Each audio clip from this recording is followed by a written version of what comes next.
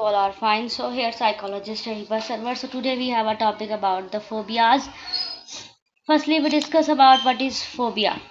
Phobia एक एग्जैजुरेटेड irrational fair है जो कि टर्म फोबिया ऑफ्टन यूज़ की जाती है फेयर को रेफर करने के लिए। पर्टिकुलर ट्रिगर्स के ज़रिए जो आपको फेयर महसूस होते हैं वो रिकग्नाइज करने के लिए टाइप ऑफ फोबिया का यूज़ किया जाता है, जो कि अमेरिकन साइकाट्री एसोसिएशन ने इसको नाम दिया था।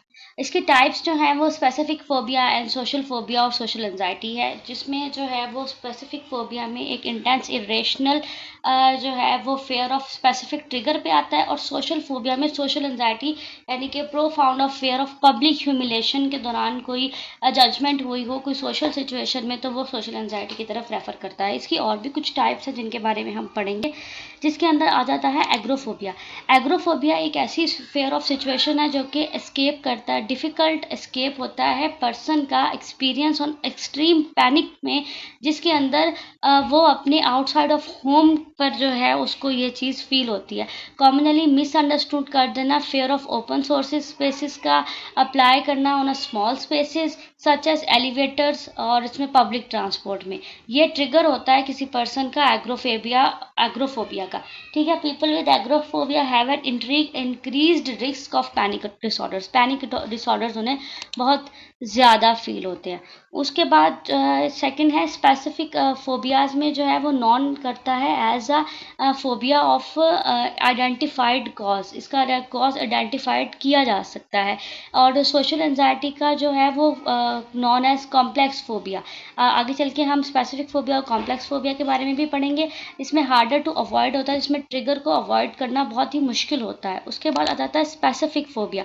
स्पेसिफिक फोबिया यूजुअली डिवेल्प होता है 4 से 8 साल की उम्र में, और इसमें जो है वो ट्रॉमेटिक अर्ली एक्सपीरियंस होता है, जो कि एग्जाम्पल अगर कुछ क्लस्ट्रोफोबिया है तो किसी बंद प्लेस का बचपन के यंग चाइल्डहुड में अनप्लेजेंट एक्सपीरियंस हुआ हो, कन्फाइंड स्पेस का, बंद स्पेस का। और फोबिया जो है वो बचपन में ही स्टार्ट हो गया हो, लेकिन उसका विटनेस जो है वो फैमिली मेम्बर होते हैं, और जब बड़े होते होते वो इतना डिवेल्प हो गया कि वो आर्कैनोफोबिया के अंदर डिवेल्प हो गया। उसके बाद आता है हमारा कॉम्प्लेक्स फोबिया। कॉम्प्लेक्स फोबिया वो फोबिया है जो कि मच मोर लाइकली किसी पर्सन की वेल बीइंग पे स्पेसिफिक फोबिया होता है। ऐसा एग्जाम्पल जो है वो एग्रोफोबिया में, जिसमें नंबर ऑफ फोबियाज कनेक्ट करते हैं एक दूसरे का, यानी कि फेयर ऑफ बंद प्लेसेस का फेयर, किसी ट्रैप का फेयर, वो क्लस्ट्रोफोबिया को जो है वो डिवेल्प करता है। इसके अंदर जो है वो लीव होम रेयरली का जो है वो सिम्टम नज़र आता है। अब आ जाते हैं इसके कॉजेज़ पर। इसके यूजुअली कॉजेज़ ऑफ फोबिया जो हैं वो 30 साल की उम्र में जाके सही नज़र आते हैं। टीन एज से 30 साल की उम्र तक ये रहते हैं, और अर्ली अडल्टहुड में ये जो है इसके कॉजेज़ हो सकते हैं। और ये फ्राइटन इवेंट है, stressful experience, frighten event, house hold members की तरफ से कोई फोबिया हो जाना, ये सब चीज़ें पर्सन लर्न कर लेते हैं। और उसके बाद आता है सिम्टम्स। इसके सिम्टम्स क्या होते हैं? किसी भी पर्सन को फोबिया के एक्सपीरियंस सिम्टम्स जो हैं वो उसमें सेंसेशन ऑफ अनकंट्रोलेबल एंजाइटी हो जाना, या जो है वो अपनी सोर्स ऑफ फीलिंग और फेयर को अवॉइड ना करना, अपने फंक्शंस को प्रॉपरली एक्सपोज करके ट्रिगर को दिखाना, और इरेशनल, अनरीजनेबल एंड एग्जैजुरेटेड कॉम्बिनेशन जो है वो नज़र आना, इनएबिलिटी कंट्रोल ऑफ फीलिंग्स की। उसमें जो है वो जो दूसरे फोबियाज होते हैं, हार्ड फोबियाज जिसमें क्लस्ट्रोफोबिया आता है, उसमें बंद प्लेसेस का जो फोबिया होता है वो एलिवेटर्स में अगर कोई पर्सन जाता है तो इंस्टेंट उसको पैनिक अटैक शुरू होता है और पता चल जाता है कि उसको ये प्रॉब्लम है। फिर पर्सन जो है वो एक्सपीरियंस करता है फीलिंग्स को पैनिक और इंटेंस एंजाइटी में, जिसके अंदर उसको जो सिम्टम्स नज़र आते हैं, फिजिकल सिम्टम्स जो नज़र आते हैं, उसमें sweating, abdominal breathing, accelerating heart beat होना, ट्रैम्बलिंग होना, हॉट फ्लैशेस का हो जाना, चॉकिंग सेंसेशन होना, चेस्ट पेन होना, फिर बटरफ्लाइज, ऐसा लगता है पेट में कोई चीज़ चल रही है। उसके बाद जो है पिन्स और नीडल्स का अपनी बॉडी में महसूस करना कि चुभ रही है, dry mouth, confusion, disorientation, nausea, dizziness और हेडेक, ये सब सिम्टम्स जो हैं किसी भी पर्सन के शो हो सकते हैं। अब फोबिया के हो जब फोबिया का अटैक हो रहा होता है आपके ऊपर ट्रिगर से, तो उस टाइम हमारा ब्रेन कैसे काम कर रहा होता है, तो हमारा ब्रेन स्टोर जो है वो रिकॉल कर रहा होता है डेंजर को, पोटेंशियली डेडली इवेंट्स, जो इवेंट्स हमारे साथ गुजरे होते हैं किसी भी पर्सन के फेस पर, उसके इवेंट के रिलेटेड की लाइफ जो है वो उसके फेस पर रिट्रीव होना स्टार्ट हो जाती है, उसके ब्रेन में रिट्रीव होती है, फिर वो स्ट्रेसफुल मेमोरीज से निकलती है और वो फेस पर शो होना स्टार्ट हो जाती है, जिससे फेयर पर्सन के फेस से बड़े आसानी से देखा जा सकता है। और फिर उसका स्ट्रेसफुल मेमोरीज को शो करवाना, फिर उसके स्ट्रेस से डील करने का तरीका, वो रिट्रीविंग के उसमें फ्राइटन हो जाता है, इनअप्रोप्रिएट वे में जो है वो अपनी फीलिंग्स को शो करवाते हैं। उसके बाद आ जाता है इसका ट्रीटमेंट। इसका ट्रीटमेंट कैसे किया जा सकता है? ट्रीटमेंट जो है वो फोबियाज का किया जाता है स्पीकिंग ऑफ साइकोलॉजिस्ट या साइकाइट्रिस्ट से बात करके, यानी कि साइकोथेरेपी के जरिए इसको ट्रीट किया जाता है। और फोबियाज का सीक ट्रीटमेंट जो है वो फेयर को, फोबियाज को ख़त्म नहीं किया जा सकता, लेकिन उसको मैनेज किया जा सकता है, उसको कोपिंग स्किल्स सिखाई जा सकती हैं, मैनेजमेंट स्किल्स सिखाकर उसको ट्रीट किया जा सकता है। Is it not possible to avoid the triggers? ये पॉसिबल नहीं है कि हम ट्रिगर्स को अवॉइड करें, क्योंकि कॉम्प्लेक्स फोबियाज के ट्रिगर्स कहीं ना कहीं आपको मेंटल हेल्थ कहीं ना कहीं ज़रूर मिल जाते हैं। इसको हम स्पीकिंग मेंटल हेल्थ जो है प्रोफेशनल्स, उनसे बात करके हम स्टेप बाय स्टेप रिकवरी कर सकते हैं। मोस्ट ऑफ द फोबिया जो होते हैं वो अप्रोप्रिएट क्योर्ड ट्रीटमेंट के जरिए होते हैं। There is a no single treatment for that phobias.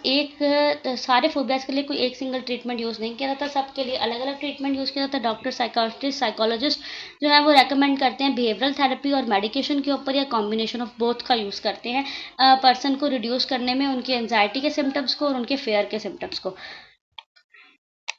Medications में जो है वो बीटा ब्लॉकर्स का यूज़ करवाया जाता है, जिससे वो रिड्यूस करते हैं अपनी फिजिकल साइंस को, अपनी एंजाइटी को और अपसेटनेस ऑफ स्टमक, फटीग, इंसोमेनिया और कोल्ड फिंगर्स, इन सब चीज़ों को जो है वो रिड्यूस करने की कोशिश की जाती है। उसके बाद एंटी डिप्रेसेंट्स का यूज़ करवाया जाता है, सेरोटोनिन अपटेकर इनहिबिटेंट्स का यूज़ करवाया जाता है, जिससे वो पर्सन अपने जो है वो ब्रेन को बेटर मूड रिजल्ट पर लेकर जाता है। ऐसा सारा ये इसका यूज़ करवा के किसी भी पर्सन के अंदर नोजिया, स्लीपिंग प्रॉब्लम्स और हेडिंग के प्रॉब्लम्स को रिड्यूस किया जाता है, ताकि वो अपनी लाइफ में बेटर तरीके से अपनी चीज़ों को परफॉर्म कर सके। अवॉइड करते हैं ऐसी फूड टाइप्स का यूज़ करवाने में जिससे उनकी बॉडी के अंदर प्रॉब्लम्स आएँ, रेस्टलेसनेस, डेजीनेस, स्टमक के इश्यूज़ और हेडेक, इंसोमेनिया, इन सब चीज़ों के ऊपर जो है वो ये साइड इफ़ेक्ट्स होते हैं, लेकिन इनके ऊपर भी ट्रीटमेंट किया जाता है साथ साथ।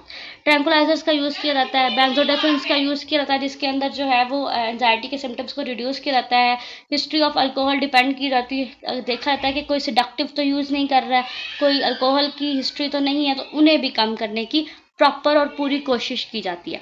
उसके बाद जो बिहेवियरल थेरेपी का यूज़ किया जाता है उसमें डिसेंट्रलाइजेशन और एक्सपोजर थेरेपी का यूज़ किया जाता है, एंड कॉग्निटिव बिहेवियरल थेरेपी का यूज़ किया जाता है।